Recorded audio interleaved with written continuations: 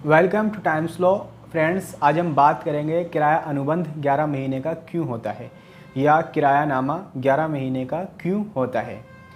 किराया अनुबंध एक ऐसा विषय है जिसके बारे में किराएदार और मकान मालिक दोनों को जानकारी होना बहुत ज़रूरी है, क्योंकि ये एक ऐसा विषय है कि जब कोई आदमी या कोई व्यक्ति अपने मकान को किराए पर देता है या कोई व्यक्ति जब अपने मकान को किराए पर लेता है तो उसके सामने ये चीज़ें आ जाती हैं।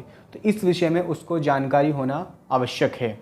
कुछ लोगों के मन में भ्रांति होती है कि किराएदार मकान का मालिक बन जाता है जब वो ज़्यादा समय तक रहता है, लेकिन कानून में ऐसा कोई प्रावधान नहीं है। अब हम चलते हैं किराएदारी कानून पर। सभी राज्यों ने किराएदारी को लेकर अलग अलग कानून बना रखे हैं, लेकिन संपत्ति अंतरण अधिनियम ऐसा कानून है जो पूरे भारत पर लागू होता है। संपत्ति अंतरण अधिनियम या ट्रांसफ़र ऑफ प्रॉपर्टी एक्ट के अंतर्गत एक पट्टे का उपबंध किया गया है जो हमें पट्टे से रिलेटेड कानून के विषय में बताता है। किराएदारी अधिनियम अलग अलग राज्यों के हिसाब से अलग अलग होते हैं। कानून में ऐसा कहीं भी उपबंध नहीं किया गया है कि कोई किराएदार किसी दुकान, मकान या ज़मीन को किराए पर लेने के पश्चात उसका यूं ही मालिक बन जाए।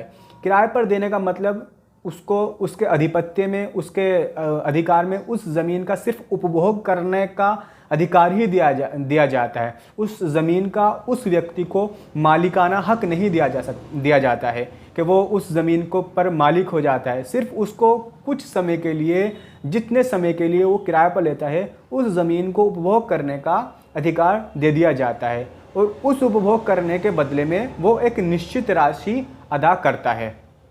हम रसीद की बात करते हैं। किराएदारी की रसीद। किराएदारी की रसीद इतनी आवश्यक है कि अगर आपका किराएदार से कोई वाद होता है तो वो आपके बहुत काम आएगी, क्योंकि अधिकतर किराएदारी को लेकर जो वाद की स्थिति आती है वो इसीलिए ही आती है क्योंकि ज़्यादातर लोग मतलब जो किराया का अनुबंध होता है या रेंट एग्रीमेंट जो होता है वो बनवाते नहीं है, जबकि रेंट एग्रीमेंट बनवाना बहुत आवश्यक है। इसको टालना नहीं चाहिए, रेंट एग्रीमेंट बनवा लेना चाहिए। किराएदार को भी बनवा लेना चाहिए और जो अपनी संपत्ति को किराए पे दे रहा है उसको भी रेंट एग्रीमेंट बनवा लेना चाहिए। जब कभी कोई वाद की स्थिति आती है तो रेंट एग्रीमेंट आपके बहुत काम आता है। और जब आप अपने किराएदार से किराया वसूलें तो उसकी रसीद उसे ज़रूर दें। किराए की रसीद आप अपने किराएदार को ज़रूर दें, क्योंकि जब कभी ऐसी स्थिति उत्पन्न हो तो आपके वो काम आए। ऐसी स्थिति में अमूमन लोग समझते हैं कि पट्टा और किरायानामा अलग अलग होता है, जबकि पट्टा और किरायानामा एक ही होता है। दोनों का मकसद मतलब एक ही होता है, क्योंकि पट्टे के अंदर भी ज़मीन को दूसरे व्यक्ति को उपभोग करने का अधिकार दिया जाता है एक निश्चित समय के लिए, एक निश्चित राशि के बदले, और किराए में भी यही होता है। पट्टे का उपबंध आपको संपत्ति अंतरण अधिनियम के अंदर मिल जाएगा। कुछ लोग ये समझते हैं कि पट्टा सिर्फ सरकार ही देती है। ऐसा नहीं है, पट्टा सिर्फ सरकार ही नहीं देती। पट्टे का उपबंध आपको संपत्ति अंतरण अधिनियम के अंदर मिल जाएगा और उसका मकसद मतलब एक ही होता है कि एक निश्चित राशि के बदले आपको एक निश्चित समय के लिए उस संपत्ति को उपभोग करने का अधिकार मिल जाएगा। ये पट्टे का मतलब है। आमतौर पर यह भी देखा जाता है कि जब लोग अपने मकान को, ज़मीन को या दुकान को, जिस चीज़ को भी किराए पर देते हैं तो वो 11 महीने का किरायानामा ही बनाते हैं। तो इससे लोगों को ये लगने लगा कि किरायानामा 11 महीने का ही होता है, जबकि ऐसा बिल्कुल भी नहीं है। अब इस बात का हमें पता चलता है रजिस्ट्रेशन एक्ट से, रजिस्ट्रेशन अधिनियम से।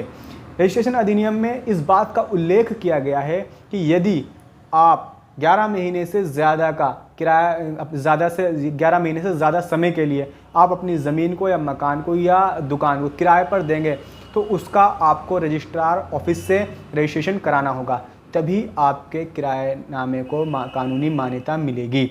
उसी चीज़ से बचने के लिए उसी चीज़ से बचने के लिए लोग 11 महीने का एग्रीमेंट बनवाते हैं, क्योंकि जब वो 11 महीने का एग्रीमेंट करते हैं तब उन्हें रजिस्ट्रेशन की ज़रूरत नहीं होती, और क्योंकि रजिस्ट्रेशन थोड़ा महंगा होता है, उसमें स्टाम्प ड्यूटी पे करनी होती है। उसी स्टाम्प ड्यूटी से बचने के लिए और कानून के इस प्रावधान से बचने के लिए लोग किराएनामे को 11 महीने का बनाते हैं।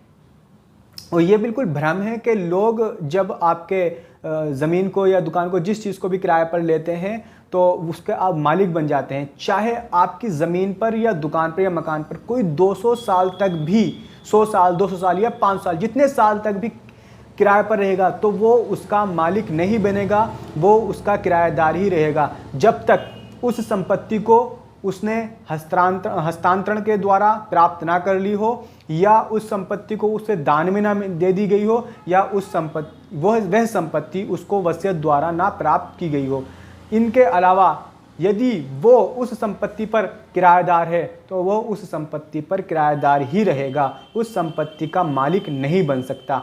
जो लोगों के मन में ये भ्रांति है कि वो उसका मालिक बन जाएगा, मालिक नहीं बन सकता। उम्मीद है आपकी समझ में आज का ये टॉपिक आ गया है। अगर आपकी समझ में ये टॉपिक आया है तो वीडियो को लाइक करें और शेयर करें। Thank you so much.